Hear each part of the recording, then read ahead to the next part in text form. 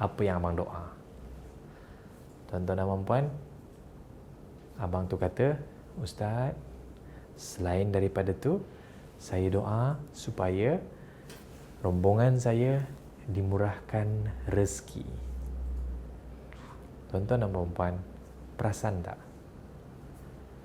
Abang seorang ni tadi doa, tergerak hati Ustaz Muhammad untuk belanja. Sekali lagi saya ulang, tuan-tuan dan puan, abang seorang ni tentera tadi, yang solat seorang-seorang ni tadi, doa untuk dimurahkan rezeki, tergerak hati Ustaz Muhammad untuk belanja.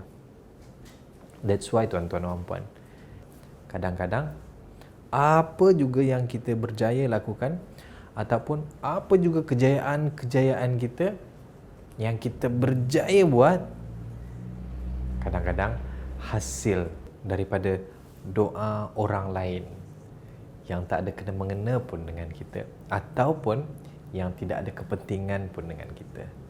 That's why, tuan-tuan dan puan, jangan sekali-kali sombong, sebab kadang-kadang kejayaan itu bukan berasal daripada kita pun.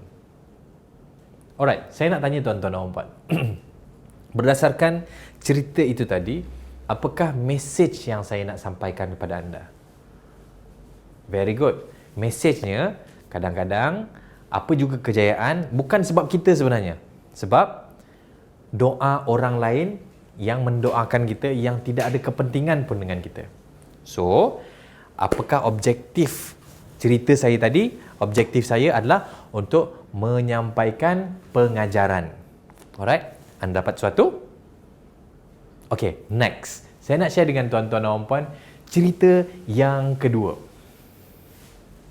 Tuan-tuan dan puan, satu masa dulu ada dua bala tentera.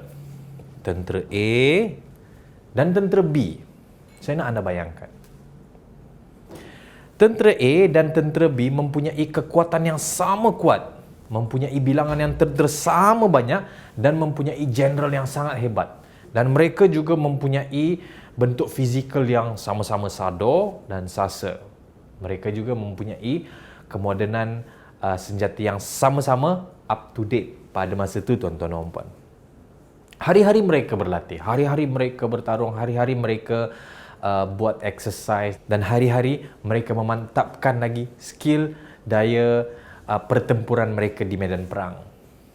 Satu hari, tuan-tuan dan puan-puan, satu hari General A dan General B decide untuk berperang, dan mereka berperang untuk merebut satu jajahan.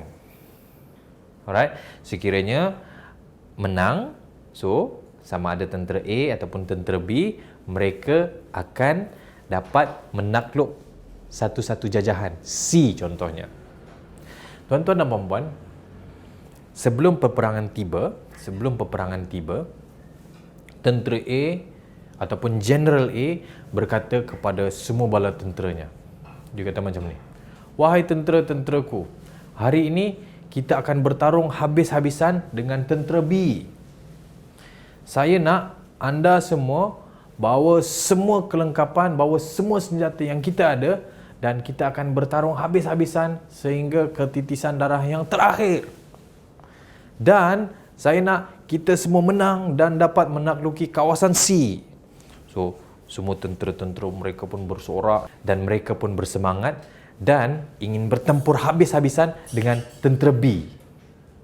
While tentera B ataupun general di tentera B pun menyampaikan ucapan yang sama, "Wahai tentera-tenteraku, hari ini adalah masanya untuk kita bertempur dengan tentera A. Saya nak kita semua bertarung habis-habisan, kita akan bertarung sehingga titisan darah yang terakhir. Saya nak kita bertempur dengan kekuatan anggota kita saja tanpa menggunakan senjata. Dan kita akan bertempur sehingga kita dapat menakluki kawasan C." So, tentera-tentera B pun bersorak, "Yeah, jom kita berperang."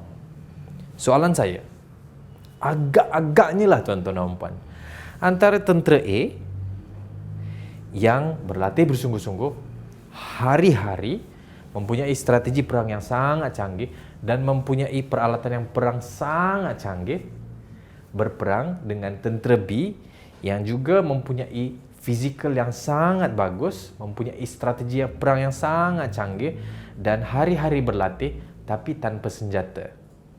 Soalan saya, agak-agak tentera mana yang menang? Tentera A, betul? Sebab apa tuan-tuan dan puan? Sebab mereka berperang menggunakan senjata. That's why tuan-tuan dan puan, dalam menuntut ilmu, kita juga sama seperti berperang. Sekali lagi saya ulang, dalam menuntut ilmu, sama juga seperti kita berada di medan tempur. Dan senjata bagi orang menuntut ilmu adalah buku dan pena.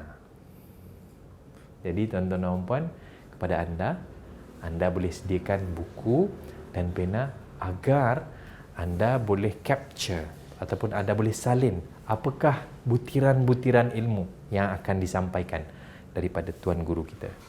Okey tuan-tuan dan puan, soalan saya, apakah message yang saya cuba sampaikan dalam cerita tentera A dan tentera B tadi? Yes, very good. Orang-orang yang menuntut ilmu perlu ada senjata, betul? Dan senjata itu kita umpamakan sebagai buku nota dan juga pen. So, soalan seterusnya, apakah objektif cerita itu disampaikan kepada anda? Yes, very good. Objektifnya adalah memberi arahan.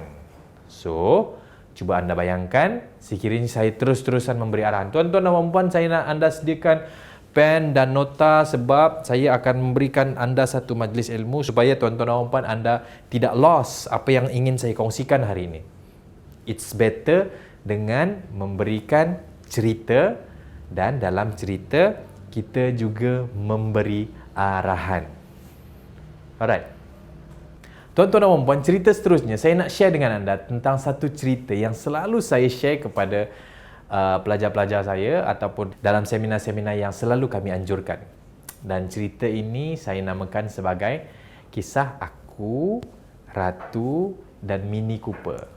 Berapa ramai yang pernah dengar cerita ni? Kepada yang pernah dengar, anda boleh dengar sekali lagi, dan kepada yang anda belum pernah dengar, anda wajib dengar cerita ni. Tuan-tuan dan puan-puan, saya mempunyai seorang anak namanya Ratu Frida Rania. Ratu tu nama anak saya lah. Dan cerita ni adalah memang kisah personal saya. Dan that's why saya memilih nama ataupun tajuk Aku, Ratu dan Mini Cooper. Mini Cooper tu kereta lah. Tuan-tuan dan puan-puan, kita mempunyai keinginan masing-masing, setuju? Kita mempunyai hajat masing-masing. Kita mempunyai keinginan untuk memiliki sesuatu. Contoh, kita nak memiliki kereta yang besar, kereta mewah contohnya. Kita nak memiliki rumah banglo dan kita juga mungkin sebagai wanita nak memiliki handbag yang berjenama, baju-baju yang mahal dan seumpamanya. That is human. Sama juga dengan saya. Saya nak share dengan tuan-tuan dan puan, kisah ni bermula ataupun berlaku beberapa tahun lepas tuan-tuan dan puan. Dan saya nak share dengan tuan-tuan dan puan, sebelum saya berkecimpung dalam bidang training, saya memulakan kerjaya saya dalam pengucapan awam dan juga komunikasi dengan menjadi seorang pengacara majlis. Beberapa tahun lepas tuan-tuan dan puan-puan, saya menjadi seorang pengacara majlis. Saya banyak mengacarkan majlis-majlis rasmi yang dihadiri oleh tetamu-tetamu kehormat seperti Yang Amat Berhormat Perdana Menteri, Timbalan Perdana Menteri, Menteri-Menteri Besar, Menteri-Menteri Kabinet dan banyak lagi lah. Back to 5 tahun lepas 5 tahun lepas, job saya masa tu tuan-tuan dan puan-puan back to back. Hari ni ada job MC, esok ada job MC insya-Allah. Lusa ada job MC. Maksudnya seminggu tu insya-Allah 4 ke 5 hari mesti ada job MC saja. Alhamdulillah masa tu. Dan sebagai seorang manusia yang normal, masa tu tuan-tuan dan puan, saya mempunyai keinginan untuk memiliki sebuah kereta Mini Cooper S 1.6 turbo, color putih, bumbung warna hitam. Masa tu Mini Cooper adalah kereta idaman saya. Berapa